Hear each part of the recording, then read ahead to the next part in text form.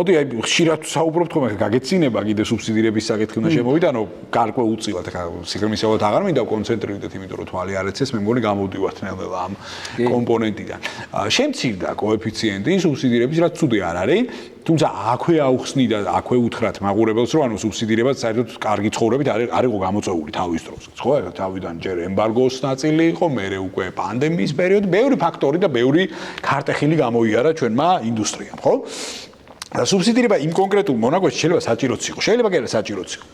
მე სახელმწიფოს ჩართულობას აი მინდა რომ გთხოვო შენეული ხედავ. მე ხა უბრალოდ დავაფიქსირებ ჩემ პოზიციას და მე აი რაში მეთანხმები, რაში არ მეთანხმები, ამაზე ვიმსჯელოთ.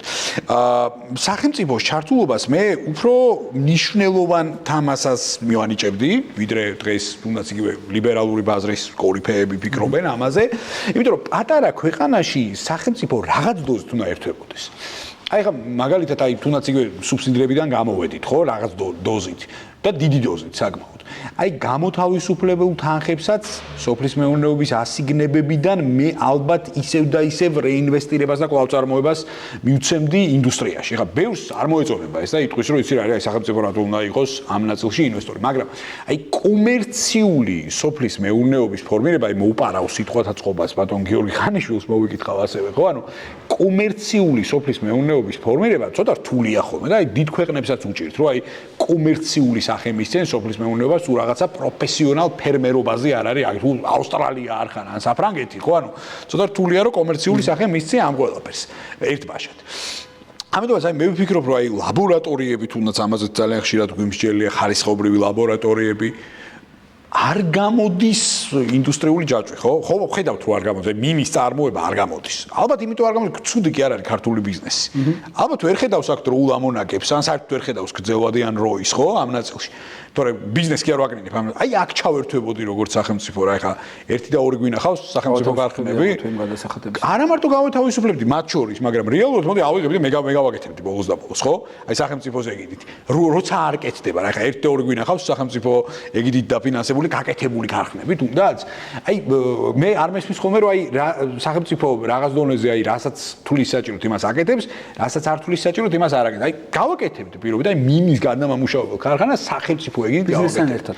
ბიზნესთან ერთად. როდესაც ეს ხო აი მაინტერესებს აი შენ ძალიან არ მინდა გამიგიწევდეს. ერთად აი ამ დროს ხდება სწორი ფორმა ადამიანური რესურსის მოზიდვის რა თქმა უნდა სახელმწიფოს აქვს ეს რესურსი ადამიანის მოზიდვის მაგრამ ბიზნეს გამოცდილებისას და შეიძლება რომ დაწყების ლაუნჩის დროს ეს ფორმა მოხდეს მაგრამ აქვე არის ის ნაწილი რომ აი გამოთავისუფლებულ სახსრებს რომელიც კი ბატონო ორ ძირითად მიმართულებას ხედავდი და ვაჟღერებ ყოველთვის ამას შენთან საუბრისას რომ ეს არის ერთი გადაიარაღება და აქაც არ არის აუცილებელი რაღაცა ახალის მოგონება ჩვენ საფრანგეთში, იტალიაში, ესპანეთში, პორტუგალიაში დღემდე, წლიდან წლამდე მიუხედავად იმისა, რომ ამ ბაზრებზე პროდუქციის წარმოებას, ხარისხის დაცვას, ექსპორტის ბაზრების ათვისებას კითხვის ნიშნები არ უდგას, სახელმწიფო ხელს უწყობს ამ წარმოებას გადაიარაღებაში.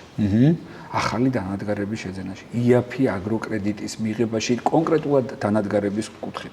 აგროკრედიტი ეს არის ერთი, როდესაც სოფლის მეურნეობას ხმარდება და აქ გვაქვს რაღაც წვეთოვანი სისტემის მობილიზაცია, კომბაინების შეძენა გადაიარაღების კუთხით. ასევე დანადგარებთან და ტექნიკასთან ურთიერთობის კუთხით და აქ რაღაცა ცოტა ინდუსტრია, ღვინისა და ალკოჰოლური სასმელების ინდუსტრია ცოტა გაყენებულად არის დღეის მდგომარეობით, იმიტომ რომ ფოკუსირება შეიძლება სხვა ინდუსტრიების განვითარებაზე. თუ ჩვენ გვინდა ხარისხი აქაც და ვითხოვთ ამ ხარისხს აქაც, ვითხოვთ იმას, რომ გამოვიდეთ სუბსიდიის ჭრილიდან. გამოვიდეთ და სახელმწიფოს არ დაჭირდეს არც სუბსიდირება, არც ყურძნის მიღება და ეს ყველაფერი ბაზარზე დააბალანსოს ბიზნესმა, ჩვენ უნდა მივცეთ მას გაყიდვის არხების ხელშეწყობა კარგად და გადაიარაღების ხელშეწყობა ამავდროულად. მათ შორის სალაბორატორიო კუთხით, რომელიც ხარისხის კონტროლის შესაძლებლობას მისცემს, მათ შორის სალაბორატორიო კადრების გადამზადების კუთხით, მათ შორის ძალიან კარგი შესაძლებლობა აქვს საუნივერსიტეტო ბაზაზე დღეს საქართველოში, რომ თვითონ კადრების კარგად გადამზადდნენ და მოთხოვნა დადგა 20 წლის წინ თუ მეღვინეობის ფაკულტეტზე ათეული სტუდენტი ხდებოდა, დღეს ეს ასეულობით სტუდენტის მოთხოვნის ნაწილში დგას და კარგი, ეს ინიციატივები სახელმწიფო ხელშეწყობით აუცილებელია. და მეორე მხარე არის ის, რომ რაც შენ აღნიშნე ბოთლის წარმოება თუ მსხვილი საწარმოები, რომლებშიც მაღალი რისკის ინვესტიციის განხორციელება მხოლოდ ბიზნესს უჭირს, ან ბიზნესმა ვერ მოახერხა სათანადო გარე გამოცდილი ინვესტორის მოზიდვა საქართველოში, ესეც შედგეს კოლაბორაციულად და ამ ინვესტიციის დროს სახელმწიფო იყოს ერთ-ერთი გარანტორი, მარეგულირებელიც, კარგი გაგებით მარეგულირებელი, რომ ქართული წარმოება წახალისდება და შიდა წარმოებაში თუ ეს ხარისხიანი პროდუქცია იქნება, პრივილეგია მიეცეს საქართველოში წარმოებულ ბოთლს, საქართველოში წარმოებულ საცობს, ქაღალდს, ნებისმიერ იმ პროდუქტს, რომელიც უფრო ხელმისაწვდომი და თუნდაც 1%-ით უკეთესი იქნება ვიდრე იმპორტირებული. ბატონო. ეფექტი ავტომატურ რეჟიმში მოხდება. წარმოებების გაზრდა და ეკონომიკური ფაქტორების მაჩვენებლების გაზრდა რომლის მონაწილეც არსებული კომპანიები ვიქნებით.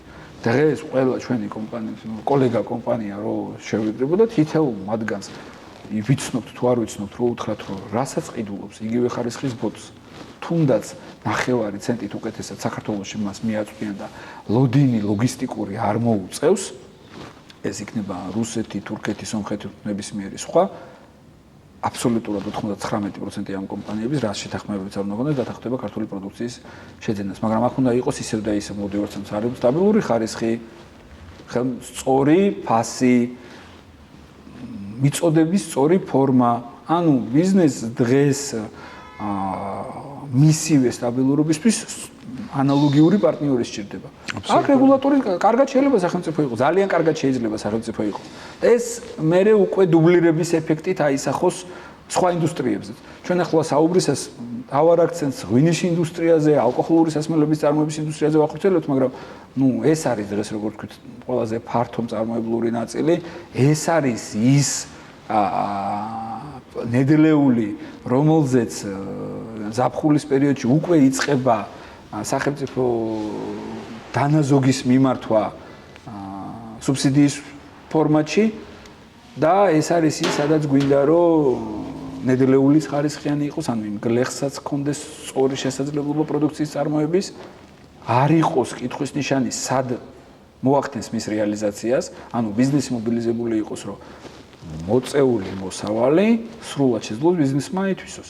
ინტერვენციების გარეშე და გამოთავისუფლებული ათეულობით, მილიონობით ლარი მიმართული იქნეს მარკეტინგში, მიმართული იქნეს ხარისხის განვითარებაში, აუცილებლად მიმართული იქნეს გადაიარაღების ხელშეწყობაში და ამაში მარტო ბიზნესი არ იყოს, თუნდაც დაკრედიტების კუთხით, IAP კრედიტის წვდომა, რომელიც IAP კრედიტის წვდომას მისცემს შესაძლებლობას, რომ დანადგარულად გადაიარაღდეს სასაწყობე მეურნეობის კუთხით, გადაიარაღდეს შენახვის პირობების გაუმჯობესების კუთხით ინდუსტრიაშიც და მე უკვე დუბლირება მოვახდინოთ სხვადასხვა ნაწილშიც.